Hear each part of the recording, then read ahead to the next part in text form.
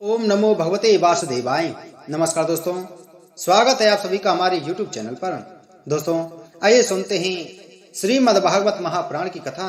दोस्तों पिछली कथा में हमने वर्णन किया था उद्धव जी द्वारा भगवान की बाल लीलाओं का वर्णन।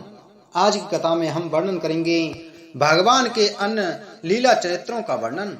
उद्धव जी कहते हैं, इसके बाद श्री कृष्ण अपने माता पिता देवकी वसुदेव को सुख पहुंचाने की इच्छा से बलदेव जी के साथ मथुरा पधारे और उन्होंने शत्रु समुदाय के स्वामी कंस को ऊंचे सिंहासन से नीचे पटक कर था उसके प्राण लेकर उसकी लाश को बड़े जोर से पृथ्वी पर घसीटा। सांदीपनि मुनि के द्वारा एक बार उच्चारण किए हुए शास्त्रोपांग वेद का अध्ययन करके दक्षिणा स्वरूप उनके मरे हुए पुत्र को पंचजन नामक राक्षस के पेट से यमपुरी से लाकर दे दिया। भीष्मक नंदिनी रुक्मिणी के सौंदर्य से अथवा रुक्मी के बुलाने से जो शिशुपाल और उसके सहायक वहां आए हुए थे, उनके सिर पर पैर रखकर गांधर्व विधि के द्वारा विवाह करने के लिए अपनी नित्य संगनी रुक्मिणी को वे वैसे ही हरण कर लाए जैसे गरुड़ अमृत कलश को ले आए थे। स्वयंवर में 7 बिना नते हुए बैलों को नाथ कर नागरजेती सत्या से विवाह किया। इस प्रकार मानभंग हो जाने पर मूर्ख राजाओं ने शस्त्र उठाकर राजकुमारी को छीनना चाहा। तब भगवान श्री कृष्ण ने स्वयं बिना घायल हुए अपने शस्त्रों से उन्हें मार डाला। भगवान विषयी पुरुषों की सी लीला करते हुए अपनी प्राण प्रिया सत्यभामा को प्रसन्न करने की इच्छा से उनके लिए स्वर्ग से कल्प वृक्ष उखाड़ लाए। उस समय इंद्र ने क्रोध से अंधे होकर अपने सैनिकों सहित उन पर आक्रमण कर दिया, क्योंकि वह निश्चय ही अपने स्त्रियों का क्रीड़ा मृग बना हुआ है। अपने विशाल ढील ढोल से आकाश को भी ढक देने वाले अपने पुत्र भौमासुर को भगवान के हाथ से मरा हुआ देखकर पृथ्वी ने जब उनसे प्रार्थना की, तब उन्होंने भौमासुर के पुत्र भगदत्त को उसका बचा हुआ राज देकर उसके अंतःपुर में प्रवेश किया। वहां भौमासुर द्वारा हर कर लाई हुई बहुत सी राजकन्याएं थीं। वे दीनबंधु श्री कृष्ण चंद्र को देखते ही सब खड़ी हो गईं और सबने महान हर्ष, लज्जा और प्रेम पूर्ण चितवन से तत्काल ही भगवान को पति रूप में वर्ण कर लिया। तब भगवान ने अपनी निज शक्ति योग माया से उन ललनाओं के अनुरूप उतने ही रूप धारण कर उन सबका अलग अलग महलों में एक ही मुहूर्त में विधिवत पानी ग्रहण किया। अपनी लीला का विस्तार करने के लिए उन्होंने उनमें से प्रत्येक के गर्भ से सभी गुणों में अपने ही समान 10-10 पुत्र उत्पन्न किए। जब कालयवन, जरासंध और सालवादी ने अपनी सेनाओं से मथुरा और द्वारकापुरी को घेरा था, तब भगवान ने निज जनों को अपनी अलौकिक शक्ति देकर उन्हें स्वयं मरवाया था। संबर, द्विविद, बाणासुर, मुर, बलबल तथा दंतवक्त्र आदि अन्य योद्धाओं में से भी किसी को उन्होंने स्वयं मारा था और किसी को दूसरों से मरवाया। इसके बाद उन्होंने आपके भाई धृतराष्ट्र और पांडु के पुत्रों का पक्ष लेकर आए हुए राजाओं का भी संहार किया, जिनके सेना सहित कुरुक्षेत्र में पहुंचने पर पृथ्वी डगमगाने लगी थी।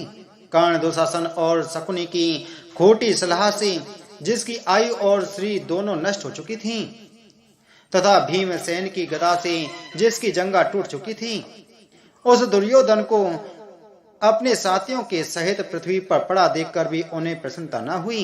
वे सोचने लगे, यदि द्रोण, भीष्म, अर्जुन और भीमसेन के द्वारा इस 18 अक्षौणी सेना का बिल्कुल संहार हो भी गया तो इससे पृथ्वी का कितना भार हल्का हुआ। अभी तो मेरे अंशरूप प्रद्युम्न आदि के बल से बड़े हुए यादवों का दुसह दल बना ही हुआ है।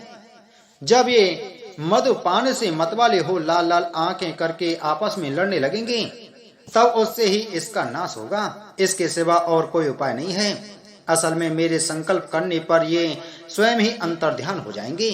यूं सोचकर भगवान ने युधिष्ठिर को अपनी पैतृक राजगद्दी पर बैठाया और अपने सभी सगे संबंधियों को सत्पुरुषों का मार्ग दिखाकर आनंदित किया। उत्तरा के उदर में जो अभिमन्यु ने कुरु वंश का बीज स्थापित किया था, वह भी अश्वत्थामा के ब्रह्मास्त्र से नष्ट सा हो चुका था, किंतु भगवान ने उसे बचा लिया। उन्होंने धर्मराज युधिष्ठिर से 3 अश्वमेध यज्ञ करवाए और वे भी श्री कृष्ण के अनुगामी होकर अपने छोटे भाइयों की सहायता से पृथ्वी की रक्षा करते हुए बड़े आनंद से रहने लगे। विश्वात्मा श्री भगवान ने भी द्वारकापुरी में रहकर लोक और वेद की मर्यादा का पालन करते हुए सब प्रकार के भोग भोगे, किंतु सांख्य योग की स्थापना करने के लिए उनमें कभी आसक्ति नहीं हुई। मधुर मुस्कान, स्नेहमयी चितवन, सुधामयी वाणी, निर्मल चरित्र तथा समस्त शोभा और सुंदरता के निवास अपने से विग्रह से लोक परलोक और विशेषता यादवों को आनंदित किया तथा रात्रि में अपने प्रियाओं के साथ क्षणिक अनुराग युक्त होकर समयोचित विहार किया और इस प्रकार उन्हें भी सुख दिया। इस तरह बहुत वर्षों तक विहार करते करते उन्हें गृहस्थ आश्रम संबंधी भोग सामग्रियों से वैराग्य हो गया। ये भोग सामग्रियां ईश्वर के अधीन हैं और जीव भी इन्हीं के अधीन है। जब योगेश्वर भगवान श्री कृष्ण को ही उनसे वैराग्य हो गया, तब भक्ति योग के द्वारा उनका अनुगमन करने वाला भक्त तो उन पर विश्वास ही कैसे करेगा। एक बार द्वारकापुरी में खेलते हुए यदुवंशी और भोजवंशी बालकों ने खेल खेल में कुछ मुनीश्वरों को चिढ़ा दिया। तब यादव कुल का नाश ही भगवान को अभिष्ट है, यह समझकर उन ऋषियों ने बालकों को शाप दे दिया। इसके कुछ ही महीने बाद भावी वश वैष्णवी भोज और अंधक वंशी यादव बड़े हर्ष से रथों पर चढ़कर प्रवास क्षेत्र को गए। वहां स्नान करके उन्होंने उस तीर्थ जल से पितर देवता और ऋषियों का तर्पण किया तथा ब्राह्मणों को श्रेष्ठ गोएं दी। उन्होंने सोना चांदी सैया वस्त्र मृग चर्म कम्बल पाल की रथ हाथी कन्याएं और ऐसी भूमि जिससे जीविका चल सके तथा नाना प्रकार के सरस अन्न भी भगवत दर्पण करके ब्राह्मणों को दिए। इसके पश्चात गौ और ब्राह्मणों के लिए ही प्राण धारण करने वाले उन वीरों ने पृथ्वी पर सिर टेक कर उन्हें प्रणाम किया। नारद जी कहते हैं, अब मैं भक्ति ज्ञान और वैराग्य को स्थापित करने के लिए प्रयत्न पूर्वक श्री सुखदेव जी के कहे हुए भागवत शास्त्र की कथा द्वारा उज्ज्वल ज्ञान यज्ञ करूंगा। यह यज्ञ मुझे कहाँ करना चाहिए, आप इसके लिए कोई स्थान बता दीजिए। आप लोग वेद के पारगामी हैं, इसलिए मुझे इस सुख शास्त्र की महिमा सुनाइए। यह भी बताइए कि श्रीमद् भागवत की कथा कितने दिनों में सुनानी चाहिए और उसके सुनने की विधि क्या है। सनकादि बोले, नारद जी आप बड़े विनीत और विवेकी हैं, सुनिए हम आपको ये सब बातें बताते हैं। हरिद्वार के पास आनंद नाम का एक घाट है, वहाँ अनेकों ऋषि रहते हैं तथा देवता और सिद्ध लोग भी उसका सेवन करते रहते हैं। भांति भांति के वृक्ष और लताओं के कारण वह बड़ा सघन है और वहाँ बड़ी कोमल नमीन बालू बिछी हुई है। वह घाट बड़ा ही सुरम्य और एकांत प्रदेश में है। वहाँ हर समय सुनहले कमलों की सुगंध आया करती है।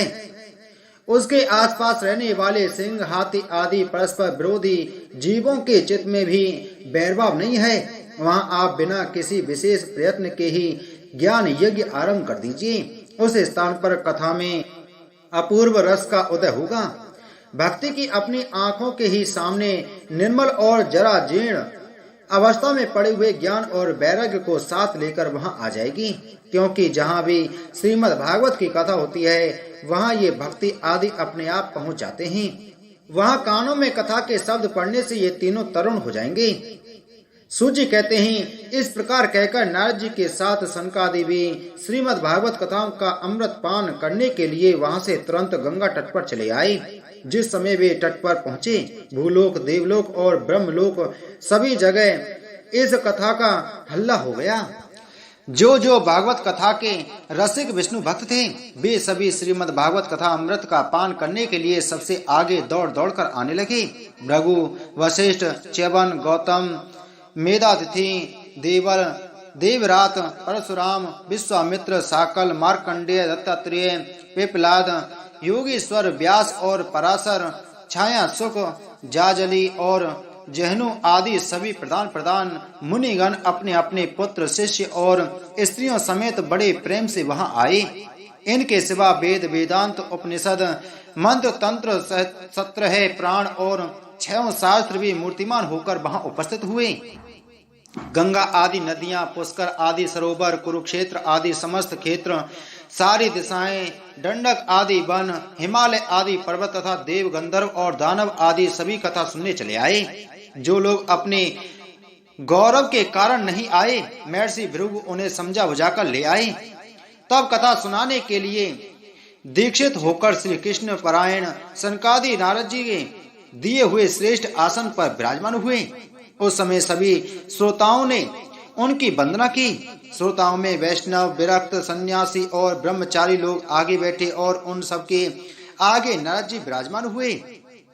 एक और ऋषिगण, एक और देवता, एक और वेद और उपनिषद आदि तथा एक और तीर्थ बैठे और दूसरी ओर स्त्रियां बैठी। उस समय सब और जय जयकार, नमस्कार और शंखों का शब्द होने लगा और अबीर, गुलाल, खील एवं फूलों की खूब वर्षा होने लगी। कोई कोई देव श्रेष्ठ तो विमानों पर चढ़कर वहां बैठे हुए सब लोगों पर कल्प वृक्ष के पुष्पों की वर्षा करने लगी। सूर्य कहते हैं इस प्रकार पूजा समाप्त होने पर जब सब लोग एकाग्रचित हो गए, तब सनकादि ऋषि महात्मा नारद को श्रीमद् भागवत का महत्तम स्पष्ट करके सुनाने लगे।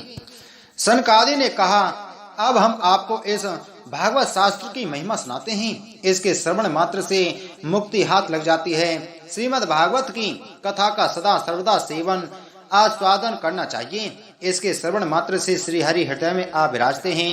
इस ग्रंथ में 18,000 श्लोक और 12 स्कंद हैं तथा श्री सुखदेव जी और राजा परीक्षित का संवाद है। आप यह भागवत शास्त्र ध्यान देकर सुनिए।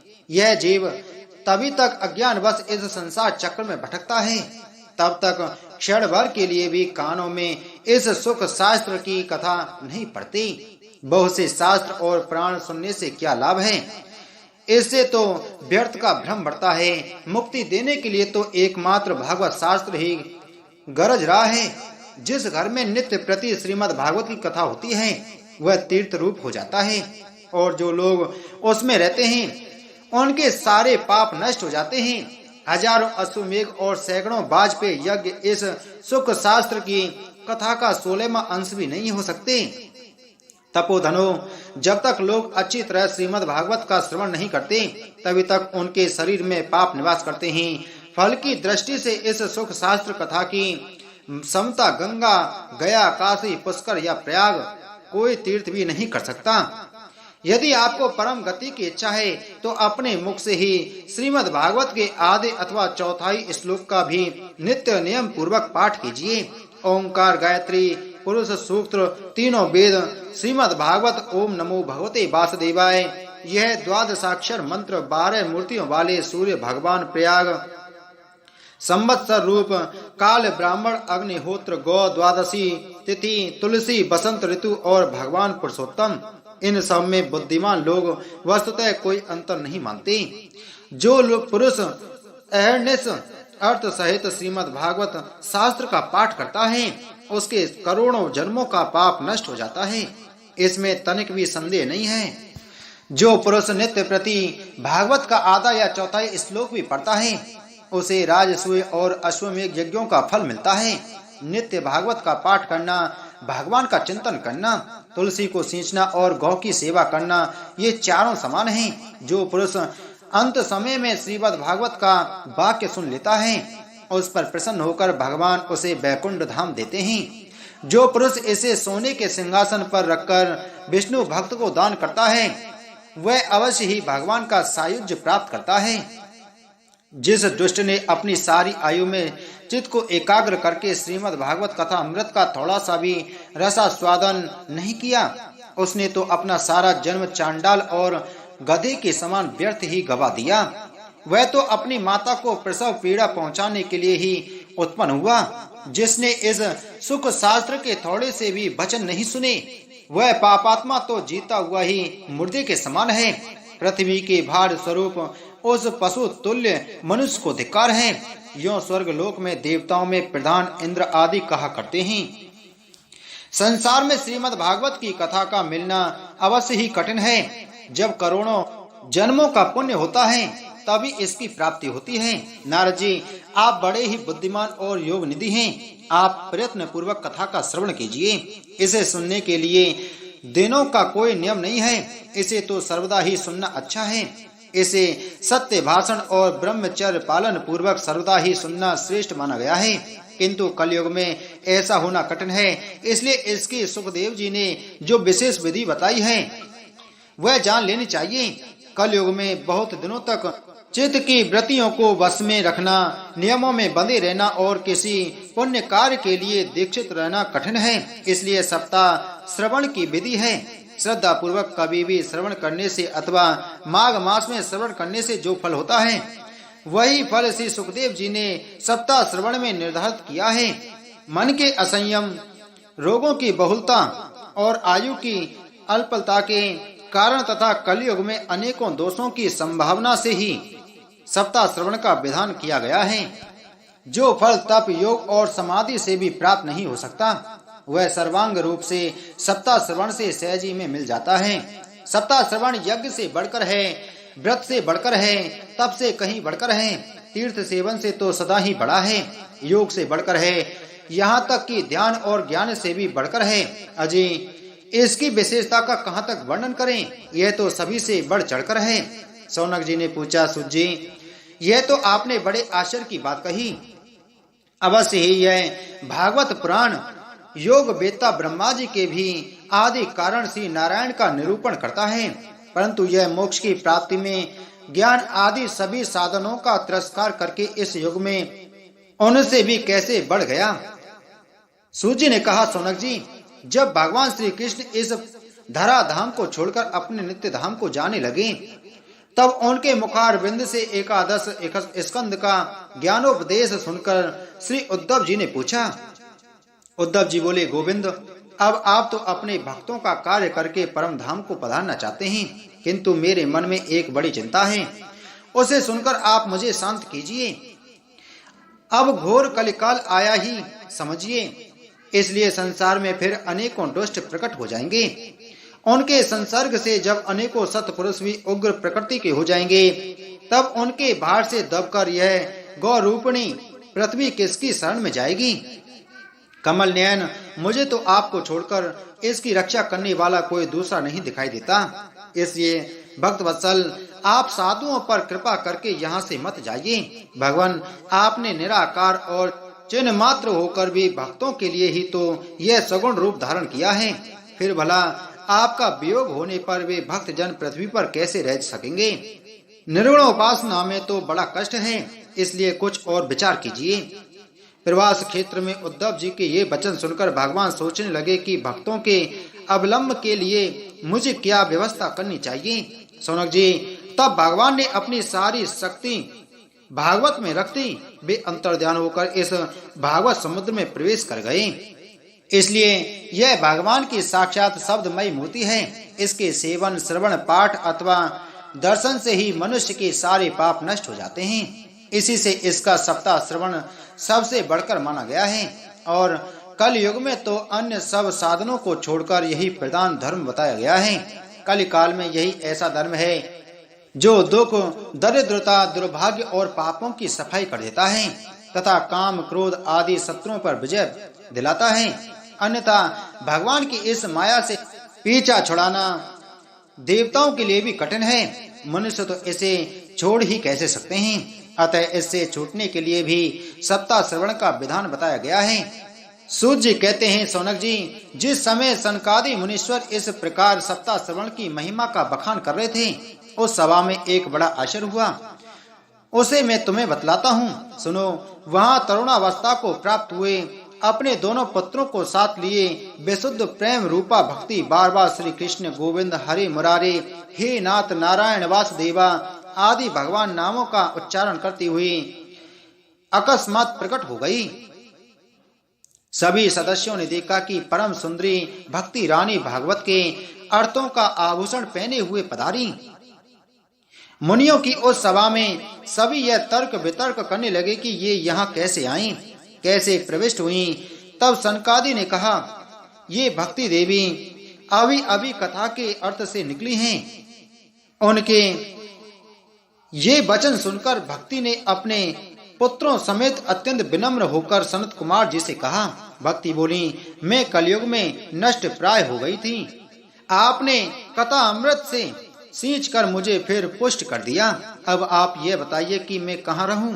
यह सुनकर सनकादि ने उससे कहा, तुम भक्तों को भगवान का स्वरूप प्रदान करने वाली, अनन्य प्रेम का संपादन करने वाली और संसार रोग को निर्मूल करने वाली हो। अतः तुम धैर्य धारण करके नित्य निरंतर विष्णु भक्तों के हृदय में ही निवास करो।